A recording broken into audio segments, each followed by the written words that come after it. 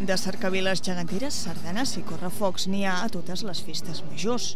El que no hi ha tot arreu, i és una de les coses que fan única a la comarca la Festa Major de Sant Vicenç, és el Jan Vicenç, una competició de breakdance que aquest any arriba en versió 2 contra 2. Això és una competició de breakdance, en aquest cas és una modalitat de 2 contra 2, i del que es tracta és de...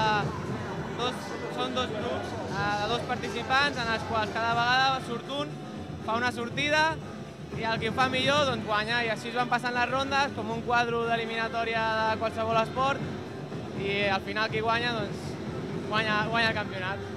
Això és bàsicament el que seria el Jan Vicenç. Aquest diumenge la Jan Vicenç va arribar a la seva 4a edició. Com sempre, la pista d'hoquei del pavelló esportiu es va omplir amb una 60ena de ballarins, que en aquesta ocasió van arribar de les rodalies de Barcelona, però també de la resta de l'estat espanyol, de Veneçuela i l'Argentina. Com cada any, el públic va omplir les graderies en el que ja s'ha consolidat com un dels actes favorits del públic santvicentí, juntament amb el Festival de Dansa. Va decidir que podíem fer aquí un campionat perquè la gent de Sant Vicenç coneixés una mica més el que seria l'entorn del breakdance, que per aquí no està molt conegut.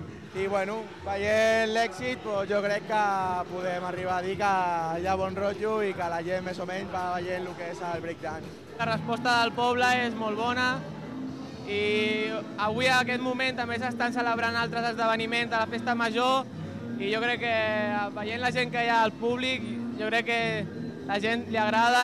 Poques participants femenines en un ball que és principalment masculí, però en aquesta edició del Jan Vicenç va ser una parella formada per noi i noia, la que es va endur al torneig i els 200 euros de premi, els barcelonins Vivo i Valen i Vigel Raza.